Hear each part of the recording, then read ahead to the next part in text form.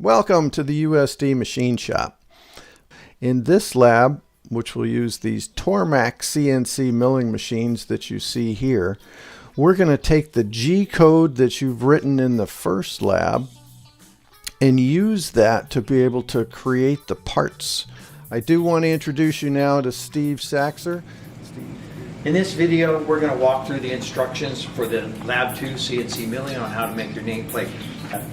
All of the tools you will need for this lab will be contained in this tool rack on the left-hand side.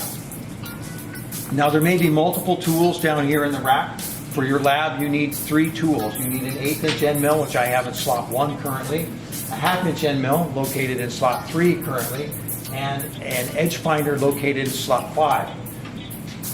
First thing we have to do is power on the machine. We do that by turning the red E-stop button and it will pop out. Red light will come on. When we push the start button that says machine, that means that we now have power up to the machine. However, it is not controlled by the computer yet. In order to control it by the computer, we need to come back to our computer control screen. Using our mouse, we need to click on this button that's blinking blue that says reset. Once we do that, notice that we'll get a red light up here that says computer. And now if we press the right and left arrows on the screen, the table will move because it is being controlled by the computer. Again, we have to establish a home position. We do that by doing what we call a reference. So we have 3 buttons, a reference Z, reference Y, and reference X. We're going to press those buttons. The machine will automatically move and establish the home position. Now, I would recommend you press the reference Z button first. I'm going to push the Y and then the X, and notice it's moving in both directions at the same time, and it's establishing the home position. As I said, the table all the way out towards the operator, all the way to the right-hand side of the operator when it goes to home position. We need to work on establishing our work coordinate system, which is where our part is at and where we program from. So we're going to take our part, we're going to place it in the vise, and we can place it anywhere we want in the vise. I'm going to place it in the center. Now, I want to make sure that this part is down in my vise, so I don't want to tighten it very tight. I want to snug it down, and I can use my hand on plastic, or if I had a hammer, I can give it a quick pop to make sure it's all the way down, then go ahead and snug up my vise. With the plastic material, be aware that it is possible for you to over-tighten it and deform your plastic. So you don't want to over-tighten it, you just want to make it as tight as possible, as tight as needed to hold it in place. Now we need to find some way to find the edges of that. For that, we're going to use the edge finder, which I have here. It's also called a wiggler or a wobbler. It has to do with the fact that the tip of this will be eccentric. We'll see that when we run it. And when it goes concentric, we know that we're right on the part. So we'll go ahead and take this. We're going to make sure that we hold the part below the silver rings. If you hold it above the silver rings, your fingers could get trapped when it gets locked into the tool spindle, which would be painful. So hold it below the silver rings. We're going to press the release button. We're going to insert the tool into the spindle, push it all the way up till it stops. I'm going to hold on to it while I release the button. Once the air sound has stopped, I can let go of it. So in this case, I'm going to bring the Z down first, and then I'll bring it over in the X direction and Y until I get close to where I need to be. And I want to bring about 1/3 to 1/2 of the edge finder to touch my part here at the side. Now at this point, you can see that I am maybe about 1/4 of an inch away from that. That's a safe distance. I'm going to use my finger and I'm going to push the edge finder so that it is offset. I'm going to enter an RPM finder, so I'm going to enter 600. I'm going to push the enter button and it's now ready to go. I'll use the forward key, the WID button. We'll press that and it takes a second and the spindle will start to spin. And as you can see, if you can look closely here, I don't know if you can get close to it. The edge finder is eccentric. It is way off of what it's doing. So we are not touching the part yet, and so it is free to wobble. I'm then going to come back to my control screen. I'm going to use the jog buttons at the top, and I'm going to select, in this case, I'm going to select the 100 thousandths button. Notice that it turns green here, and in the jog button below it, it goes into step. What this means is that every time I push the right or left arrow key or the up or down arrow key, the machine will move one step equal to 100 thousandths. So I'm going to use the right arrow key. I'm going to push it and my table will move. And notice that the amount of eccentricity on my part is now less because it had touched one time. So then I'm going to do it one more time, and now that's too far, so I will back it up once. I'm still a little eccentric, so now I will come back to my step buttons. I will go down one step, and I'll repeat it. It starts to get really smooth, and then it will what we call pop. You can't see it from this angle. When we do the y-axis, you'll be able to see it. But what's happened is that the tip of this edge finder has moved away, and there's actually a little step on the back that I can feel with my fingers. So that means I've gone a little too far. So again, I'm going to push the left button once. I'm going to go back to my step. I'm going to go down to the 1,000th step. Green button's on. I'm still in step mode. I'm going to use my right arrow key again. Right there is where it popped. And then again, once it pops, I'm going to go the left arrow key one time to bring it back. If it doesn't seem to pop back into place, which sometimes they don't, push the left arrow key a second time. Because you want to make sure that it is not popped as we're trying to find the zero. So now it's not popped. I'm going to go down to my final step, which is 1/10,000th of an inch. It is at the center of my spindle is now one tip radius away from this edge. So I'm going to be at 100 thousandths because this is a 200 thousandths tip diameter. So up here under X-axis, I'm going to click the box. It will turn from white to blue. And I'm going to put in -0.1 and enter it because now I have established that as my 0 point. Now I can move to the next axis. So I'm going to go ahead and raise my Z-axis a little bit to make sure I'm safe and clear. I can see space between my edge finder and my part, and my edge finder and my vise, because I don't want to move and have that just be broken off like that. Now I'm going to repeat these operations again. We'll leave the camera focused on the edge finder as I walk you through it. Again, I'm going to go to the step buttons, press the 0.1 button. The green light will turn on, the jog button will go to step. I will press, in this case, I will push the down arrow key. Let's make it wobble until it touches.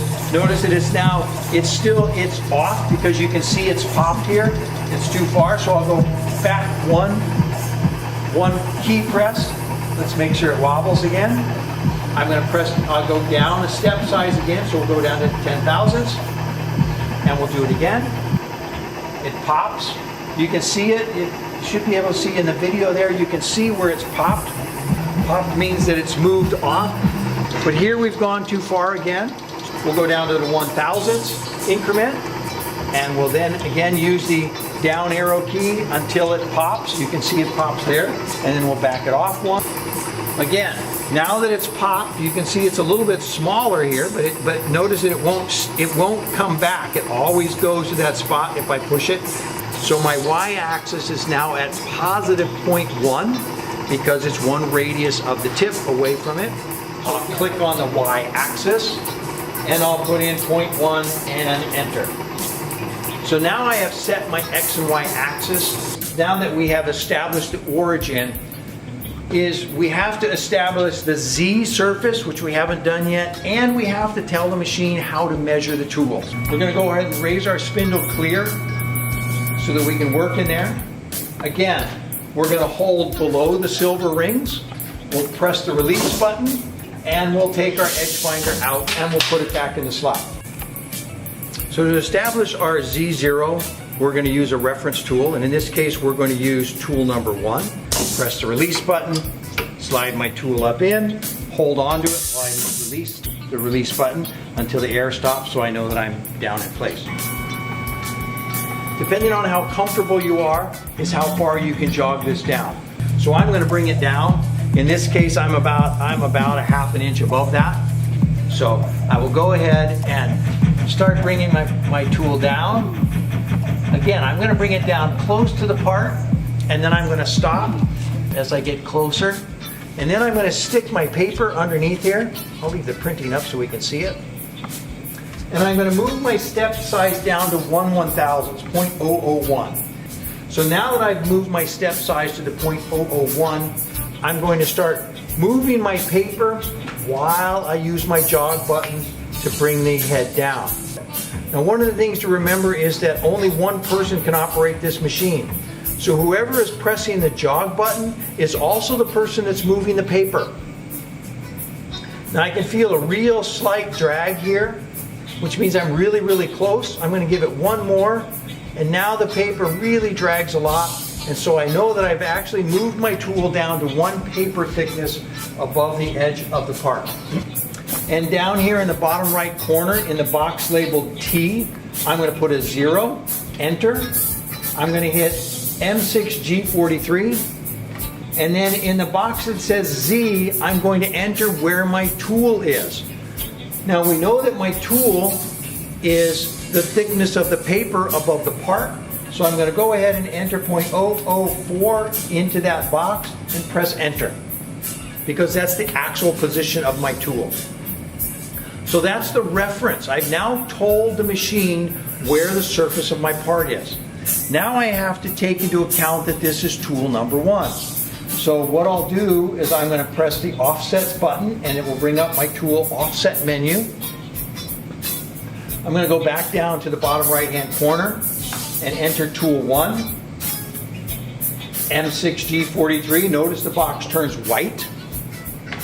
Up here on the left hand side, I have a white box that has 0.004 in it at the moment. Notice from the little picture here, what it's trying to tell you is, what is the distance between the tip of your tool and your workpiece? Well, we happen to know that that's 4 thousandths, which is the thickness of our paper. We'll then hit touch Z, and the machine will record the difference in length between tool 0 and tool 1, and enter that right here where it says length. We want to enter something in the description box. I'm going to put in 1/8 inch end mill. I must hit the enter key for that to hold. And I'm going to put a diameter here in the diameter box of 0.125 and enter. So we're now done with tool 1. We need to move on to tool 2. So the first thing we need to do, go ahead and raise our tool up. Pull the tool out. Set it back in the tool holder. Take my new tool, in this case it's going to be tool number 2. That's my 1/2 inch tool. Holding it below the silver rings, press the release button, slide it up until it stops. Let go of the button, make sure it's in place. I'm then going to come back over here and I'm going to jog it down again. I'm going to get it down somewhere within 1/4 to 1/2 inch, and then I'll shift to the jog mode. Again, using my steps, I'm going to go to the 0.01 step. I'm going to bring it down pretty close till I think I'm close enough that my paper will still slide under there. I'll start wiggling my paper. There it's starting to drag. I'm going to give it one more, and it just traps it. So that way I know that I'm on paper thickness above it. Bottom right hand corner, I'm going to enter a 2 for my tool, M6G43. Notice that up here in the offsets, it then moves to the second size. I didn't change my distance, my paper stayed the same, so now I come and do a touch Z, and it registers the difference in length between these two tools. Notice that it says that this tool 2 is actually 351.1 larger than the other tool, so it's a little bit longer. Again, I'm going to help everybody out. I'm going to make sure I put a description in here. It's a 1/2 inch diameter. I need that to do my tool offsets. My tool offsets and my Z are all now ready to go, so now I'm ready to start with my program. I'm going to remove my tool, and I'm now ready to load my program. When I come to the file menu, it will then come up and show me my USB. In this case, I'm going to use the demo CNC code. So I will click on the demo CNC code block, and then I'm going to use this button in the center that says copy from USB, and it will copy it over to the left-hand window, which is my working window. Now I need to click on that demo CNC code and click the load G code button. That will load the G code into the program, the software control, so that it's ready to go. Before we run with any actual tools, we want to do a dry run to make sure that the machine doesn't do anything unexpected on us. We would now go ahead and use the cycle start button and follow the prompts on the screen for what it says to do. In this case, we'll hit cycle start. The computer will start reading through the code. It comes down to the brown line and it says insert T1. Notice because I put in 1/8 inch end mill, it tells me it wants an 1/8 inch end mill so that I know that I'm going to use an 1/8 inch. I'm doing my dry run, so I'm not going to put that in, but I'm going to make believe that, okay, I put in to a 1, and then I'm going to go ahead and press cycle start. Here's my tool. The gray lines are turning red as the machine moves.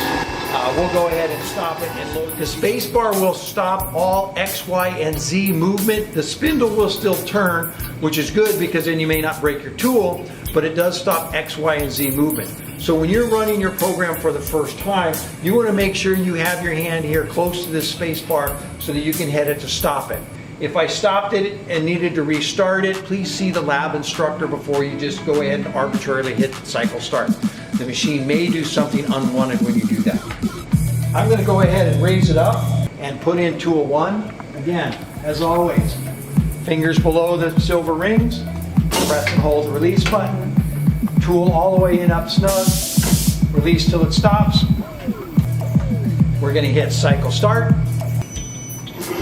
Spindle will start and the machine will start to run its program. Again, as we approach the part, I want to have my hand on the space bar. My tool is dropped in. It's making its first cut. Again, I'm going to keep my hand close to the space bar just in case. Now, I'm pretty confident from my dry run, but anytime you run a program the first time, it's always good to keep your hands close to the space bar to avoid accidents.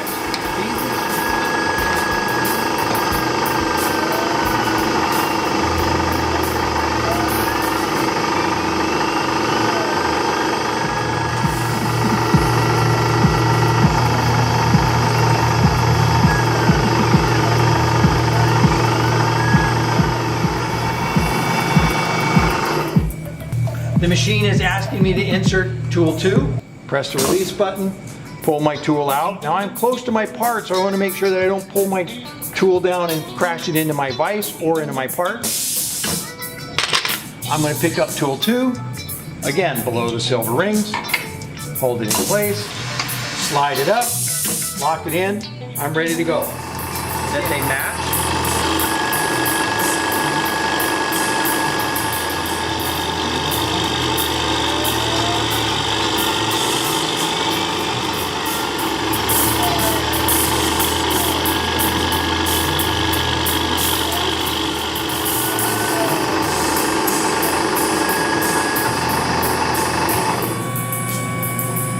We finished our part. Everything looks pretty good. Before I take my tool out and I take my part out, I would move my tool up a little farther away to make sure you don't get your hands in the way. That tool is sharp, and if you, again, press and hold the reset button, take your tool out, replace it back in the tool holder so we know where it's at. We can now remove our part from the machine. And now all it needs is some final cleanup. You want to make sure that when you're done with this, you clean the machine up. That includes vacuuming out all of the space inside, the space behind it, the space on either side, and the space in front of it. When you clean up, make sure you put your tools back where they belong, and then check with the lab staff before you leave. But please don't hit the exit button or turn the computer off for me. We're done. That was so cool. And thanks again to Steve for showing us the operation of that CNC Tormac mill. This part came out fairly nice.